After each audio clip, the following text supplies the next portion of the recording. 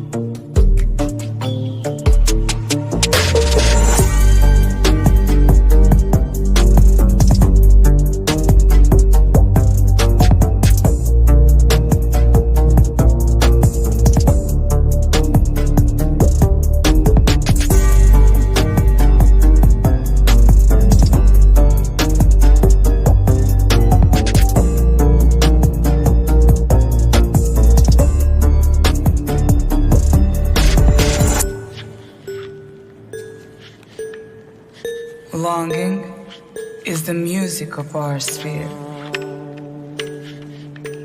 The gift of life is never more or less. It starts at any time you like and ends in just a wink. Pass me the lighter, baby.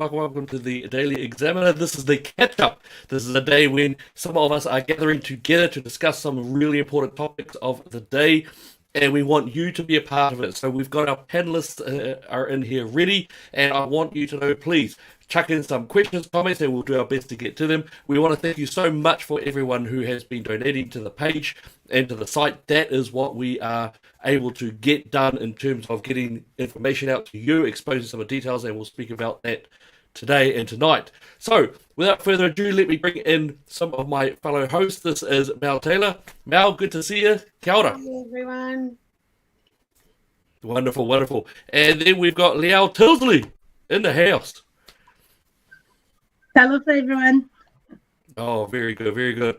And last but definitely not least is Victoria O'Brien. She's up there as well. G'day. G'day, good evening. Awesome. All right. So just a little bit of housekeeping. Again, chuck in your comments. We love to have some participation. We love to be able to answer, even if you're a bit of a hater. We love that as well. We want to have that free speech, that discourse going on. We love it. We want to engage in it. So just pop that in there, and it won't be a problem. We also want to say that tonight we are having some technical hitches. Some of it's going a little bit fuzzy. It's still working though, so that's awesome. We're sure it's not any sort of censoring or anything being done by the Ministry of Truth that we have currently. So, and we can discuss some of that sort of thing. So first and foremost, how's everyone's day going? How's everyone's week been thus far? So Leao, let's start with you there. We'll do a little bit of a round robin. How's your week been going so far? It's been going really well. I spent today cleaning the house. Yes. Cleaning the house. That's powerful, man. Yes. I do that on occasion. Most important thing to do. Thank you. Awesome. Mel, how about yourself? Good. I've had a good week so far. Daughter turned 17 yesterday, so that was pretty cool. Good to celebrate with her. Nice. Oh, very good. And Victoria, our bee farmer. Yeah, actually been outside in all weather. So it's been fun. I really appreciate my wet weather gear. And it hasn't actually been that cold. So it's actually been quite, it's actually not bad.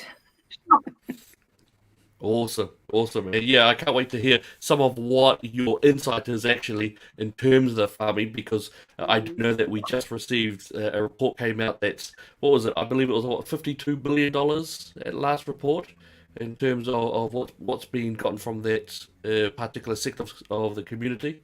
But let's have a chat about that soon. Now, I'm seeing some good comments there. Jackie has said, Elliot, you're dropping in and out. Oi. All right. In that case, what I might do is I might keep my big mouth out of it a little bit, and I'll let the others chat so that I'm not clicking it all over the place. Thank you so much for that, Jackie. Really, really good. So absolutely carry on. And we've even got a question there about a follow-up for our Tokalao whānau. Absolutely, Sharon. We will discuss that tonight as well. So first off, I'm going to bring out a topic, and I'd love for you guys to put it, and I'm going to back out as much as I can. But I really want you to take, of course, over the last couple of weeks, a massive documentary going across the world, the Western world especially, and that is Matt Walsh's What is a Woman?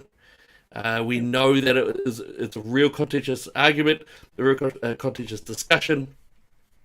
For those of you who don't know what we're talking about, we will put up a bit of a clip just to have a little bit of an example on, and then we'll show you a little bit of what that's about. So this is the big one here. I'm going to put it on for you guys. Let's have a little gaz of it, and then we can have a bit of a chat about it. Oh, sorry. Look, see, technical issues already.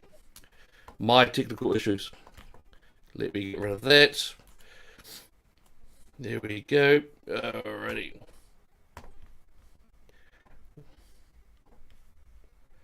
There we go.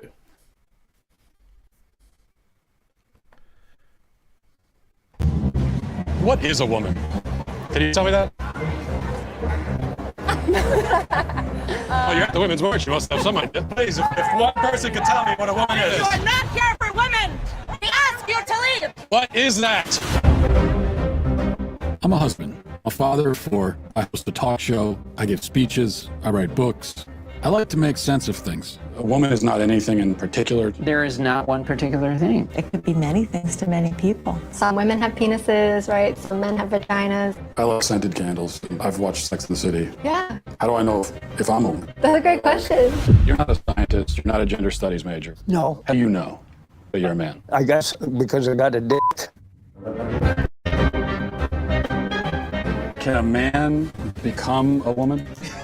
I'm not a woman, so I can't really answer that. Women only know what women are. Are you a cat? No. Can you tell me what a cat is? You want to tell us what a woman is?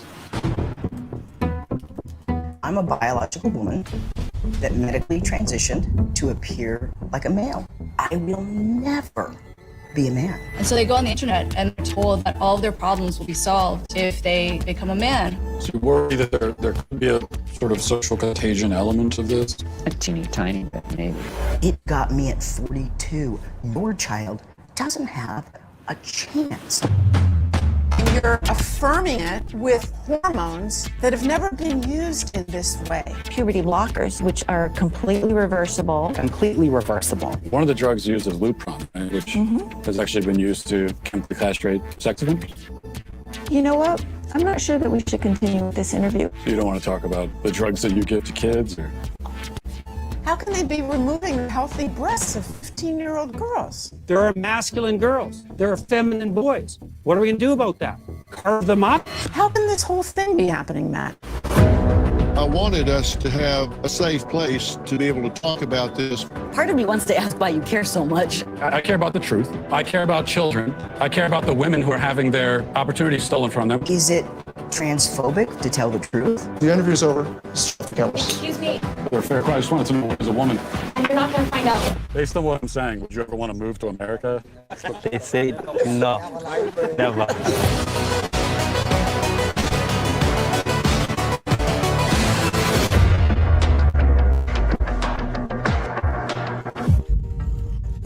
I hope you enjoyed it.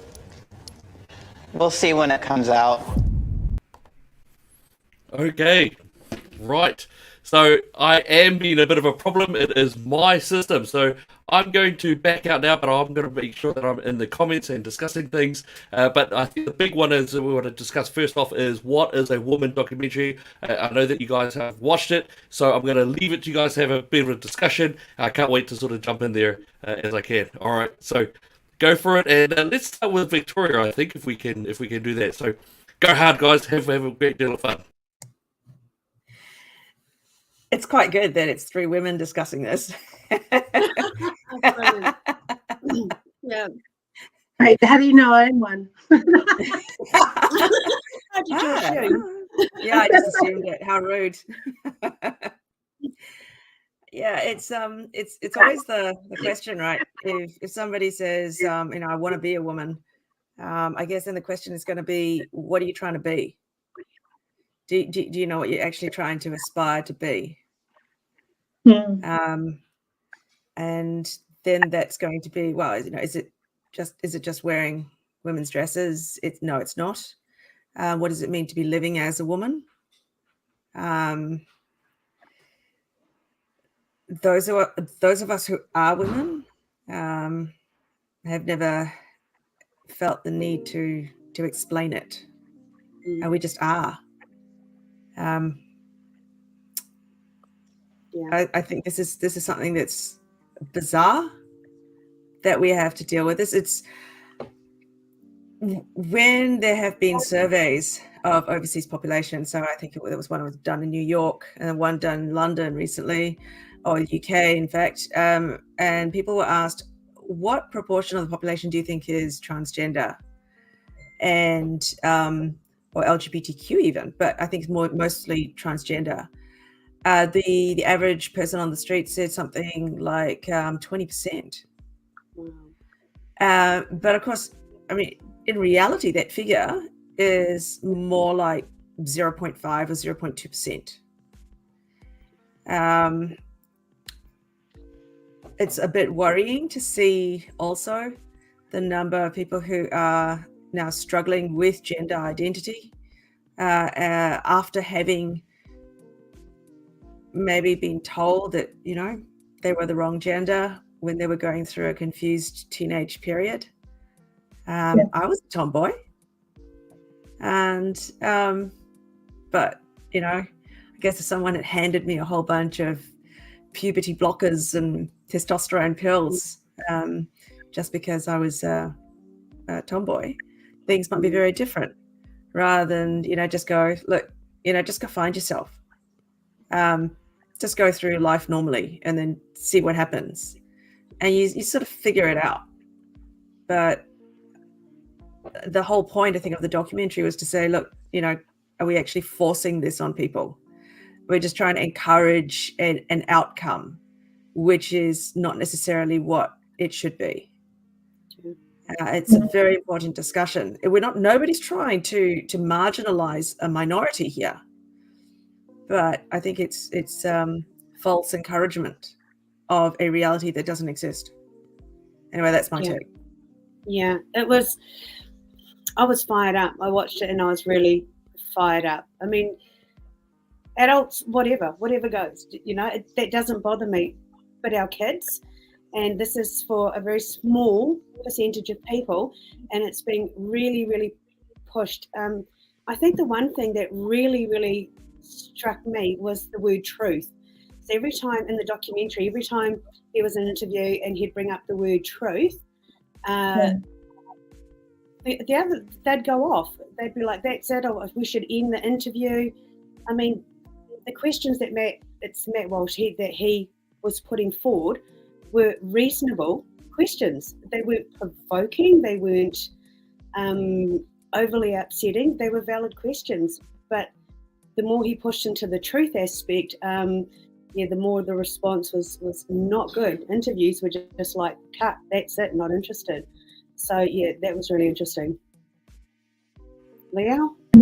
Yeah, what I found interesting is just a week before, I just did a little bit of a commentary around banning the conversion therapy, which is what New Zealand is facing right now. So that is all intertwined with this, because when I was young, just like Victoria said, we may have gone through things, being a tomboy. For myself, it was being molested, and then not having the idea in my head about what is a female, because I didn't want to be one, anymore. But only because I wasn't feeling safe being one. And so if I had gone down that road, things would be completely different. I had been to school, and it would have been, a teacher or someone saying, well, this is, if you're feeling like this, maybe you should go down this other path. And so if I had gone down that, I wouldn't be where I am today, to be completely honest. I was already confused at the time. So now to actually get more of an understanding of what is a woman, and actually watching this has really made me angry, because they are really aiming at our children. They are really aiming at the younger kids who don't have the capacity. I was around 15, 16 when this happened. And so even then I was confused, but we were talking about very young ages where, primary school, intermediate, we're starting to bring that into, and the worst thing about it is that we're starting to normalize it. Normalizing this, that actually, this is normal. You can go and be fluid. And when that question was in there, are you a cat? No. So not even being able to answer these kind of things, because at some schools now, if a child identifies as an animal, what do? How do you respond to that? If they come to school and they want to be a dog all day, how are you going to teach them? Yeah, and that's the education system. I don't know. No, I mean, in the education system, they're starting to teach that there's not a boy and a girl. You're not a boy or a girl. You're on a swinging spectrum, and you can swing whichever way you want, and that's okay. Maybe it's just me, and maybe I'm really old-fashioned, but I sort of think education is English and math and science and learning budgeting skills and life skills. Heading down that path is a dangerous path. I mean, you're talking about children whose brains aren't developed until they're in their 20s. So you're asking them to make decisions, you're encouraging them to make decisions where their brain's not fully developed, and the consequences of those decisions, if they decide to go for gender reassignment surgery, that's huge. That is absolutely massive. There are only too many accounts now that are appearing in various social media forums of people who are detransitioning or who have detransitioned and are speaking out. They've almost all, I think, been ostracized by the trans community, activist groups, being seen as traitors, which is awful, because these people are brave enough to speak out. They, in I think almost all cases, feel that their bodies have been mutilated. In many instances, they've actually lost normal adult sexual function. And many of them need mental health support. Yeah. And all of them that are speaking out have regretted their decision to transition in the first place. And that's why they detransitioned, of course. So this is not good. It's people shouldn't be encouraged into basically what is a permanent choice when they are in their mid-teens. And like you said, Mel, people aren't fully mature until they're 25. And that's a very good reason why the insurance companies don't cover people as adults until they're after 25 in the insurance premiums. And I usually go by, if the insurance actuaries say something, there's usually a very good reason behind it.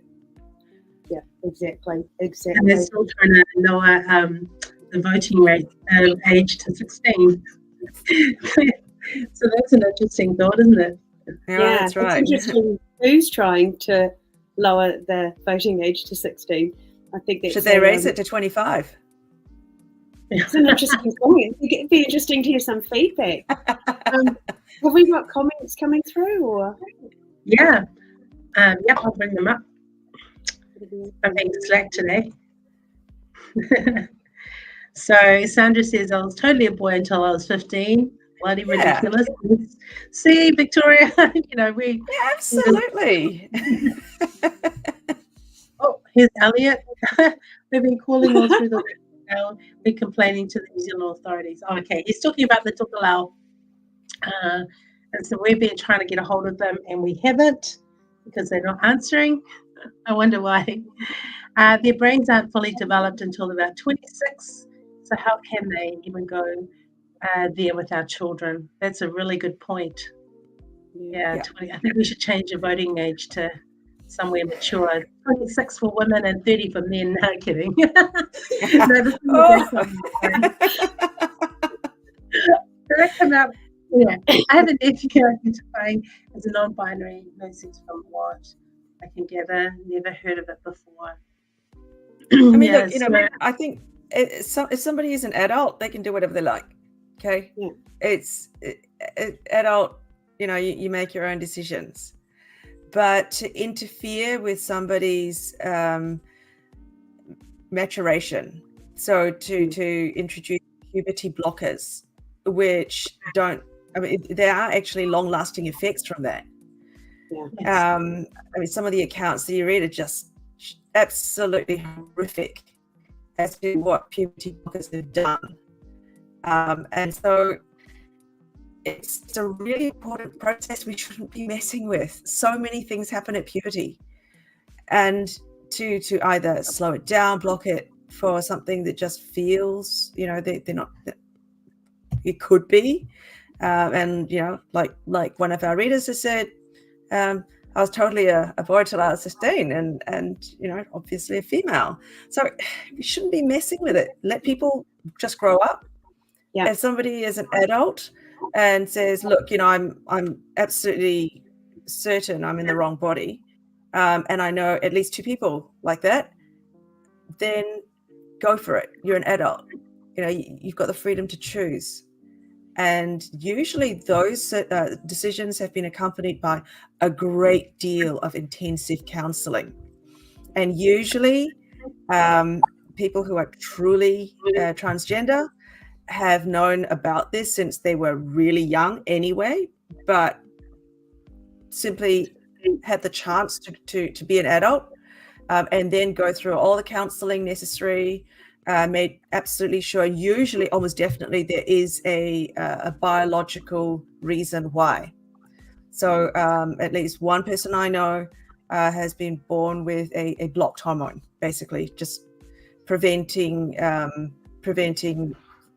stuff from happening in their heads and in their bodies. So body was changed to better fit what was going on. So there is a biological reason for a true transgender person. But leave our kids alone. Yeah, but leave our kids alone. You're an adult, do whatever you want, but leave the kids alone. And I don't think that attitude is the minority attitude. I really don't. I just think we're part of a society where we're told not to speak out, not to speak up against, to love, and it's all wonderful. And but no, I don't think this opinion is the minority opinion. That's just my opinion. Just to recap for people who've just joined us, we're just discussing the documentary by Matt Walsh, which is called "What Is a Woman?" So, and if you get a chance to watch it, I'd really encourage you to watch it. It's worth the watch. Leao, you went on a road trip. What was that? You went on a road trip for the Daily Examiner. I did. I did. I'm sorry. I was just watching the spider crawl across my screen. I was wondering where it was going to come back again. Anyway, yes, I did go on a road trip. I headed down to Tildsley, where there is the wife of Graham Phillip. And if you haven't heard of Graham Phillip, he is in prison down there in what is it called? Spring Hill Prison, and he has been there for 6 months.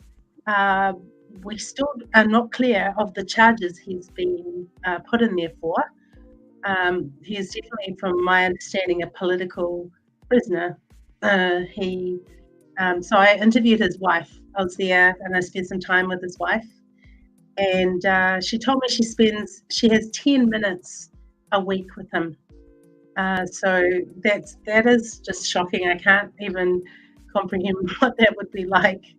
But she shared with us that the police came to them at 7 o'clock in the morning and arrested him. For what? That's still not clear, or she may not be able to tell us. So he has been there for 6 months, and his court case will be next week in Rotorua. So hoping to get down there to see what the verdict is, or even why he's even there. So yeah. And a little bit on the road trip was Matamata, where we had an incredible cafe owner that was there who stayed open during the lockdowns in a very creative way, which we'll probably share his interview at some point. And he was, so what happened was, of course, WorkSafe came along and removed all their tables and chairs from outside because they weren't allowed to sit there. So he continued doing takeaway, but the community came together and brought tables and chairs. So they literally set it up so that they could sit outside.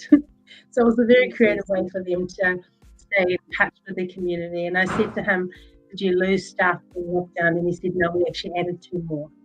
So, not discriminating has its perks, although it was very hard for him, very difficult, but they just had to be creative. Wow. And we did put out on our ad for tonight's meeting that we were going to discuss farming. And I am a city girl, so I've been talking with Victoria about these pretty calves that I think are awesome. But someone sent me today a price list of how much everything is going up.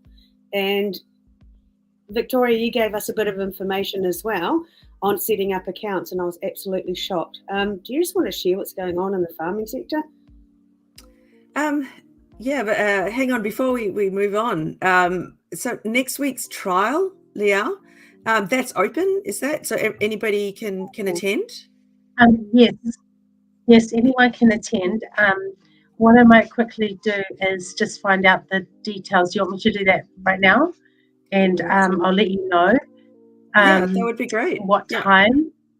Yeah, and I'll just ramble on about farming. Sure.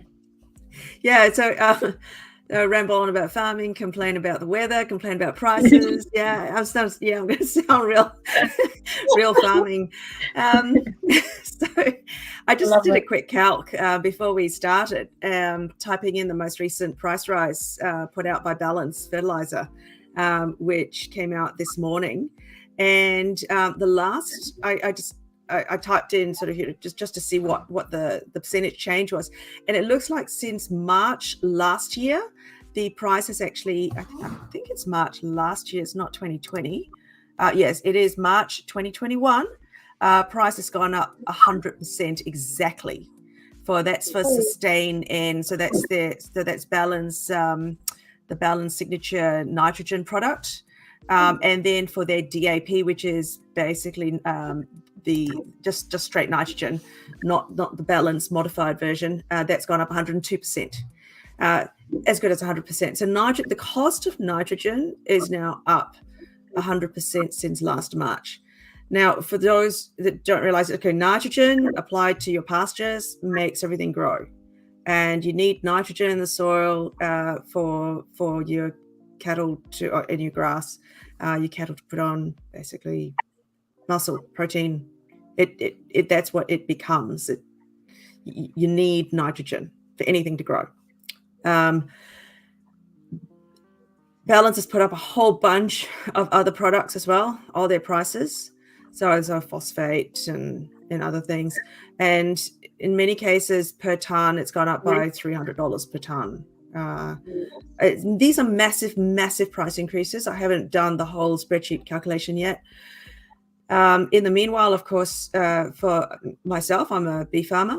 The prices have not risen very much. I mean, you could say the prices are good for the time of the year, and they've been good for all of autumn. But it's good for the time of the year. I mean, we're not talking, massive never seen before seen prices, whereas we are doing that now for fertilizer. The price increases, the cost increases have been absolutely phenomenal. In the meanwhile, like I said, revenue hasn't kept up. So, you're getting costs going up by 100%, fuel going up by massive amounts, or it's also basically doubled for fuel. So our cost of cartage is going up. So you order fertilizer, like I said, from, for example, Balance, Ravensdown, is pretty much the same thing. Gets sent to one of their consignment stores, and you got to then arrange to get it carted over to your farm, or you go over and pick it up, get your farming contractor to go and get it bulk or something like that. Either way, it all involves fuel on the road. And don't even get me started about trying to get an electric vehicle to try to tow this stuff. I mean, look, we're talking many, many, many tons, right, of bulk fertilizer or fertilizer in bags. Or we're talking something like, 10 tons of fertilizer on the back of a truck, 20 tons, whatever. No electric vehicle is going to tow that. I'm sorry. New Zealand's not flat. Even as it is, we're seeing all the logs being pulled up and down our highways. No electric vehicle is going to do that. And with the cost of fuel right now, and the fact that the country only has a limited supply of fuel in the country at any one time, and that fluctuates. I saw a post somewhere about Marsden Point, where at one point we were down to 2 weeks fuel. And that wasn't noised about, because if people really realized that we were down to 2 weeks fuel, I'm sure everybody would go, just panic. But that is the reality we're in now. So anyway, sorry, segue to fuel. And then back to your point earlier, Mel, about what I've just found, not quite just found, but I have just made a complaint to the Commerce Commission. And that is quite interesting. It is a situation where farmers have just been signing contracts with our main rural supply stores without really reading the contract. So as some of you may know, my background is in private equity and investment banking, so I always read contracts. My husband's background is in commercial negotiations with Telstra Clear and Telstra before that. So we always read contracts. And we found that in the Farm Source, so this is Farm Source, the rural supply store owned by Fonterra, in section 13 under security, you'd go to have a look at clauses 13.2, 13.3, and 13.4. They basically say that you, as the account holder, mortgage over your property, any existing as well as any future acquired property, and that includes land, over to Fonterra. And you also give the Fonterra directors jointly and severally the ability to sign any mortgage on your behalf for over any land you might hold. Now, think about what that says, right? So you can apply for a contract, or you can apply for an account for like $10,000. Now, it seems like that is a lot, but when you're paying $1,300 per ton for fertilizer, and your fertilizer, say a ton of fertilizer, and let's say you can do, I don't know, quite generously 5 hectares. So, 10,000 limit is actually not so bad, because that's in fact, less than 10 tons of fertilizer. And for, a lot of farms, that doesn't cover all their land. Anyway, $10,000 limit, and you basically signed over your entire farm, all your property, not just your farm, but any other property that you might own. That's property, yeah? So that's your car, your boat, anything else. But also, let's just say, I don't know, you inherited the family batch somewhere.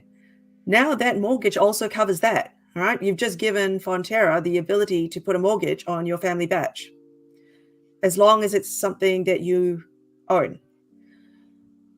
Now, these onerous terms are also contained in the contracts for Wrightson and also farmlands. I haven't looked at the rest yet. And that's even as farmlands as a shareholder. Why is this relevant? Because Fonterra and Wrightson together own a majority share of all the rural supplies right throughout New Zealand. If you're a farmer, you've got a contract most likely with one of those two. In order to buy fertilizer, in order to buy bulk feed, in order to buy anything in bulk normally, you have to go through to these supply stores. And they won't supply you bulk if you don't have an account. Which means that they hold all the power. And hence, the complaint to the Commerce Commission. Because as a farmer, you don't have any control. Trust me, I've been talking to them. I said, look, I'm going to offer to put up a float. I don't know, $10,000 float. So basically what I'm offering is I'm going to give you $10,000 to sit in your account at all times and put an order in and pay you up front. So you're never out of pocket. In fact, you're almost usually in pocket like 10 grand.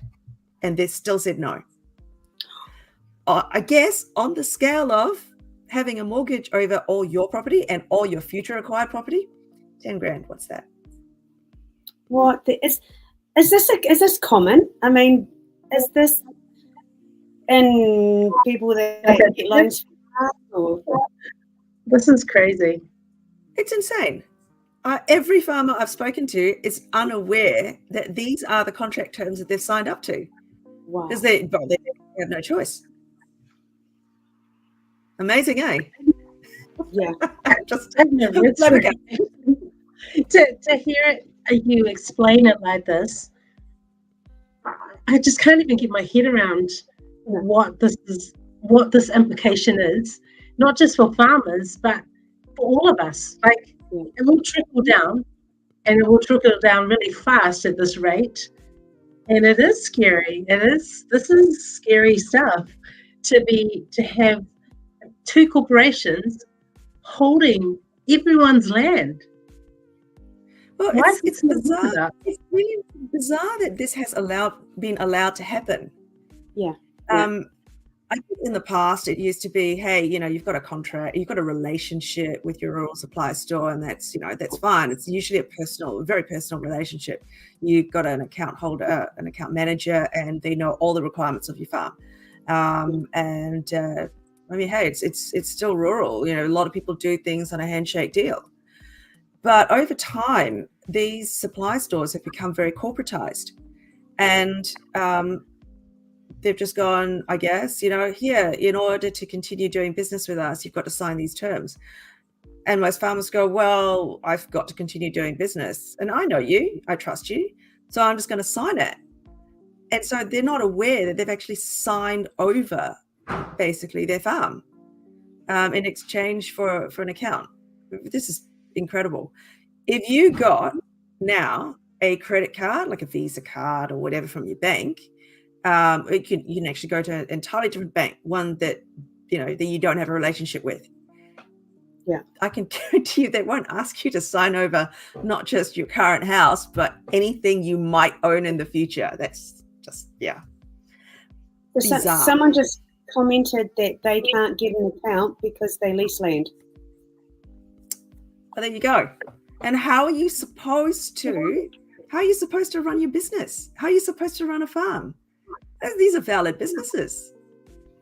I don't get it. No. How long has it been going on for? Do you know? As far as I know, like forever. Because when I've actually queried this, they've just gone, I don't know. Do these terms exist? I'm like, you're the account guy. You're actually the manager of the store. Do you not know this? This is for every account. Oh, I don't know. I'll get the accounts team to talk to you, and then nobody ever does. So that's a very good question. If you default on the account, is that when they call it in? I don't know. Because if you let your account get into too much in deficit, they just basically stop serving you. The fact remains, though, that term is in there. And if they did want to call it in, they could. They could require that you sell your farm to pay them, definitely. But even then, if you went on and inherited something, that's also on the hook for whatever you owe, I guess. Sorry, you go, Mel. No, that was it. It's insane. I don't know what else to say. I was going to say, it feels a little bit like China vibes. Going to different islands and saying, hey, you can have all of this, but if you default on this, we're going to come in we're taking it. It's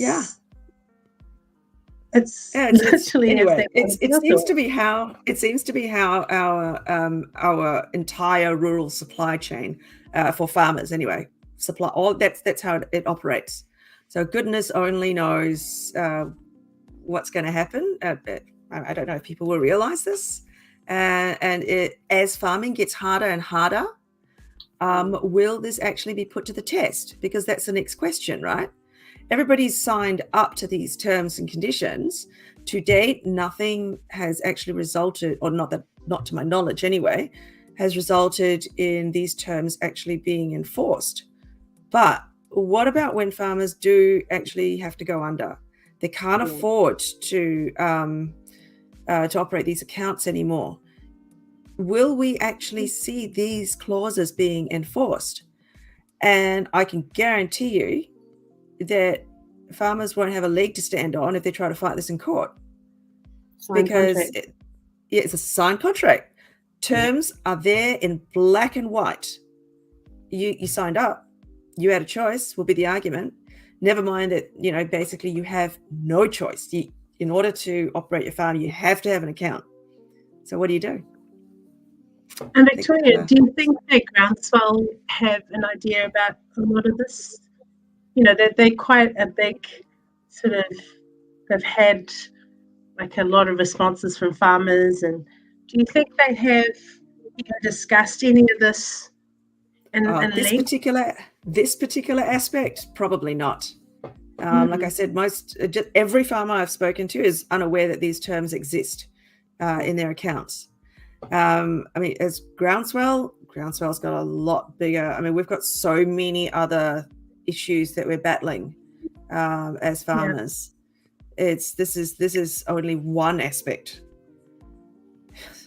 This is just too big. How do we fight for you guys? And maybe now it might be something we could have a think about, getting some farmers and having a sort of a panel discussion with Victoria, so that they You know what I mean? So this is really interesting stuff that actually will affect us eventually. I think this is really important thing. Victoria can be talking about farming and things that sometimes go over your head, but actually it's going to affect every single one of us. Something people don't really realize as well is that right now, all farmers, so sheep farmers, beef farmers, whatever, all are having problems trying to get animals to the works. So with COVID shutdowns and lack of imported labor, basically entering New Zealand, there's a massive staffing issue in the works right now. So they don't have enough staff. That's number one, or people calling in sick because they've got COVID. The next issue is lack of shipping. So not only is it difficult to get stuff into the country, of course, ships have to come in and then go out. There are just no ships coming in. So processors like AFCO have gone to the step of chartering their own ships to try to get the meat offshore. The cost of shipping, of course, has risen, I think, about 3 or 4 times in a short space of time. So now when farmers book to try to send their cattle to the works, they're basically given the runaround. They can't get in. The works have a backlog of like 2 weeks just to clear. So you can go and spend, if you had any money, buy feed or fertilizer or whatever. But even when your cattle are grown, you can't sell them. You can't get rid of them. So you've got to keep feeding them. Yeah, and the cost keeps what going are you going to up. find? And costs keep going up. So you're going to find most likely is that farmers will start downsizing their herds because you can't get them off to the works. You can't put enough fertilizer on your land. So, okay, for the end consumer, what does this mean?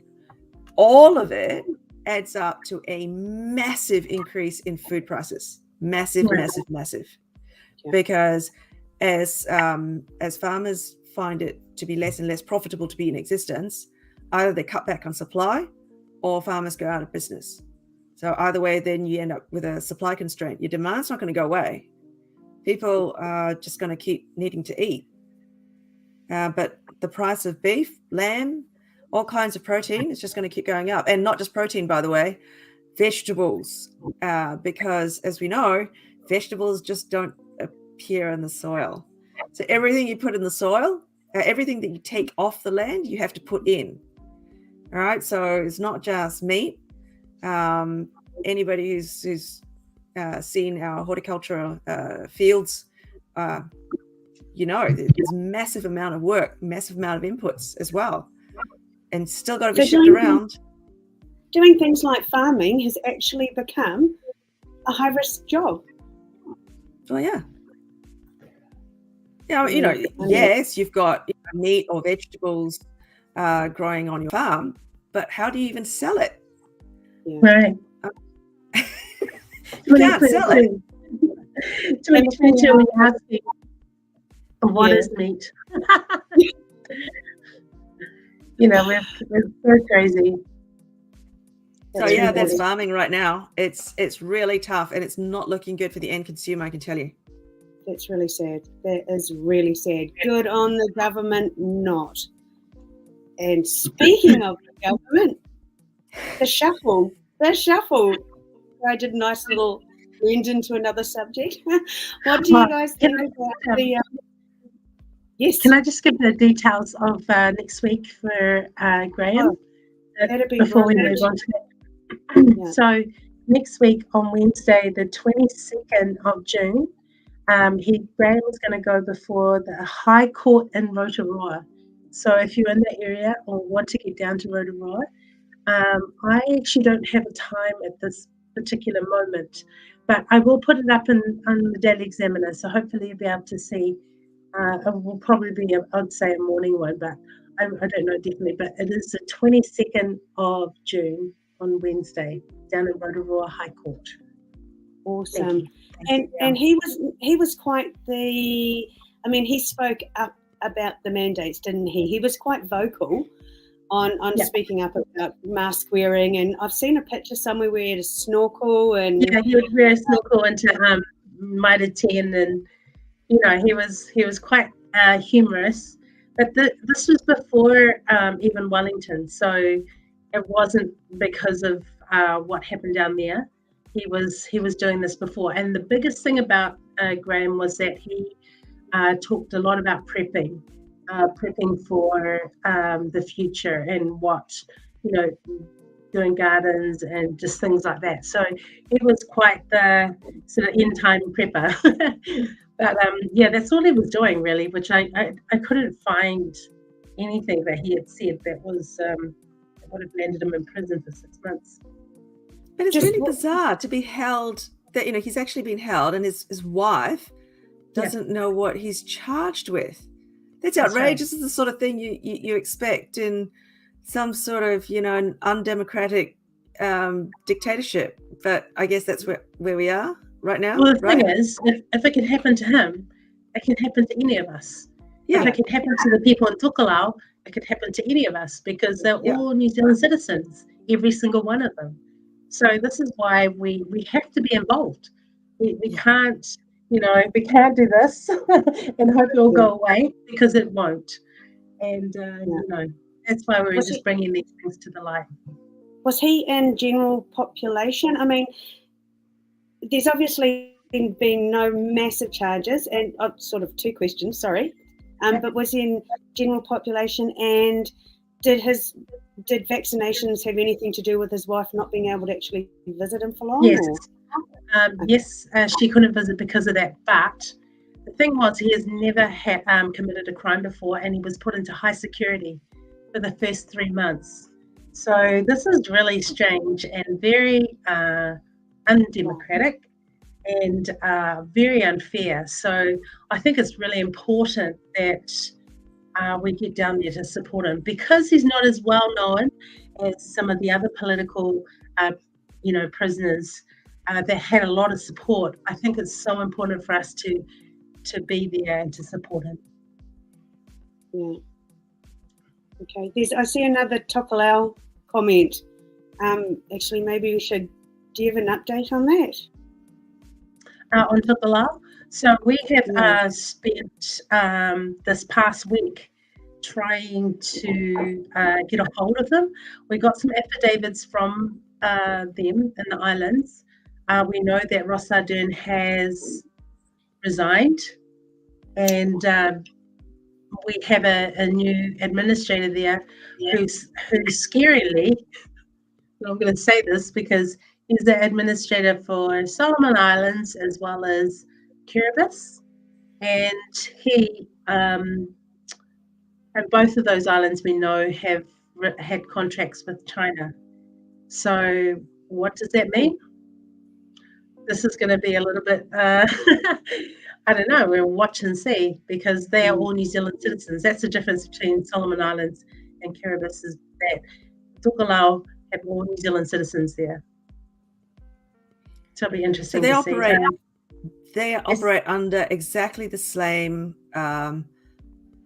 legislation that we do, yeah? Yes. And there's no COVID there. There's no COVID there. They are, as New Zealand citizens, they would assume that they have the same rights as we do, the right of protest and all that. So one of them locked down. That's right. So one of them one family is still under house arrest in one of the atolls. The other ones have been released. I'm saying that in inverted commas because they can't go to the stores, they can't go to church, they can't meet with other people, but their children can go to school, and that's pretty much it. So they're free, but they're not free. It's a pretty sad way of, I'm sorry. These are New Zealand people. They're classed as New Zealand citizens. And I mean, there was the protests, there have been court proceedings going on, taking on the government, judicial reviews. And these are small islands. How do they reach out and get the sort of, I guess, the support network that we can at least put in place in New Zealand for each other? Not good. Oh, I mean, the High Court's just ruled that MIQ was illegal from end of last year, basically. Right. So what hasn't been illegal? Yeah, well. You know what I mean? Like, there's so many times that the courts have proven that these things have been illegal, and still we just soldier on, and we just keep accepting it, and keep, we keep just allowing this tyrannical government to continue to rule over us, and bring in more and more things around suppressing our voice and our speech. And we are watching this unfold and see the polls. Oh, yeah. I mean, what we're basically seeing is that the government itself or its agents or agencies are able to act illegally, and there are no repercussions. Yeah, that's pretty much what we're seeing, right? Yeah. Yeah. Yeah. Isn't that just lovely? I thought it was quite. I thought it was quite interesting, the coverage that we did on. I think it was written by Diwa DeBoer on Professor Joanna Kidman, who's now in charge of basically the government's Department of Truth, right? I'm smiling at this point. Yeah, I know, because I mean, all the stuff that she's tweeted. She's this person is obviously a professor, right? So it's got academic qualifications, and it's been quite interesting actually seeing her own words in writing in public forums, because they're all on her social media pages, and amply demonstrating her stance on many things. It does make me, anyway, question the basis on which this person was employed for this particular role. It's interesting times we live in. Well, I think there's been a lot of questioning around why other people have been given roles that they may or may not be qualified for. Victoria, that's a good segue. That was good. Yeah, it was very good. Good segue to yes, our eminent Minister for Foreign Affairs. Yes, well, the Mahuta family scandal. Well, scandal. I really quite like that word. I thought it was quite amusing. The word that was coined by someone on Twitter when the whole issue first broke, which was husband. It's very, very typically New Zealand, right? Husband, C-U-Z, cuzzy. Yeah. Well, I mean, it's the more people go and do their own research, and it's quite interesting. They started off with one Twitter profile, and now there are at least 3 Twitter profiles that are all actively doing research into these sorts of perceived conflicts of interest, and links that are all going on, and also questioning the basis on which these people are actually getting employed or appointed. I think the Daily Examiner's most recent article is the result of research by 2 different Twitter profiles, where they've just basically said, well, look, these are all the OIA responses out of the Ministry for the Environment, clearly showing that certain people have simply been appointed to positions on supposedly expert panels. There've been no open and contested process being run. Surely other people might have been selected or at least considered to have had more expertise in these areas, but there has been no consideration of any other candidates, which is quite remarkable. So out of all the very learned and experienced Maori people in New Zealand. The only people that could be found for these panels were all members of the family of the Associate Minister. Yeah. Conflict of interest. I'm sorry, even on the surface of it, I mean, like, it doesn't pass the sniff test. You know, I'm sure there are a lot of extremely very well qualified Maori people, far more qualified, who might have put their hands up, maybe even got their names at least on a list. But no. The ministry's own responses have shown that these people were just directly employed. Very bizarre situation we're in. Very bizarre. Yes. I think the new word for 2022 is going to be wow. Like, you just can't get our heads I hope not. It's going to be. I hope not. We've had enough wow. Yeah, it is an abuse of power. Absolute. And I mean, I guess the frustrating thing is that right now, when you see this sort of thing going on, there's actually nothing you can do. You feel quite disempowered. And it's disgusting. And the only thing you can do is vote, I guess, when voting comes around. This is why the Daily Examiner is really important, because we are actually independent media. The Twitter profile, it goes by Thomas Cranmer, who's done a lot of this research, has in fact today just tweeted about the independence of media. And he's gone and dug up the original requirement for government funding for broadcasting, and all the requirements and exactly who's taken it. Yeah, who's actually partaken of the original 55 million. Don't forget, it's not just 55 million. Okay, it's another 75 million was promised by the Labor government just prior to the 2020 election. And all of this funding is contingent on a whole bunch of criteria. The way that the funding documents or the funding conditions are structured, basically it's a loan, and it's a loan that the government can call in at any time.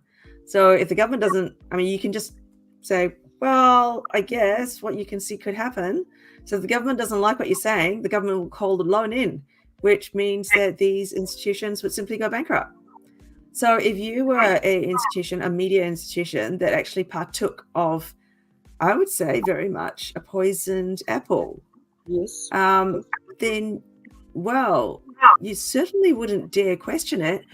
And it would also, in my mind, lead me to say, well, maybe that's a possibility why there has been so little coverage of these conflicts of interest that are going on in our government by mainstream media.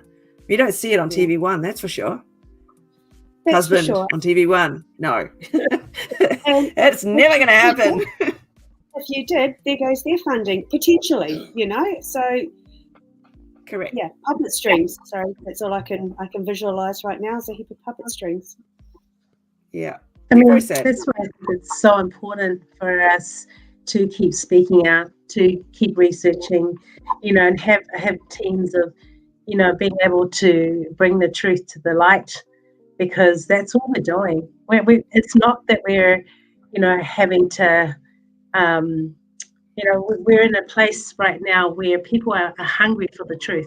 They're hungry to know exactly what's happening in one respect, and another, they're probably living in fear, which is what this government has been great at doing for the last 2.5 years, is, just bringing their propaganda and their fear into people that they actually don't want to live.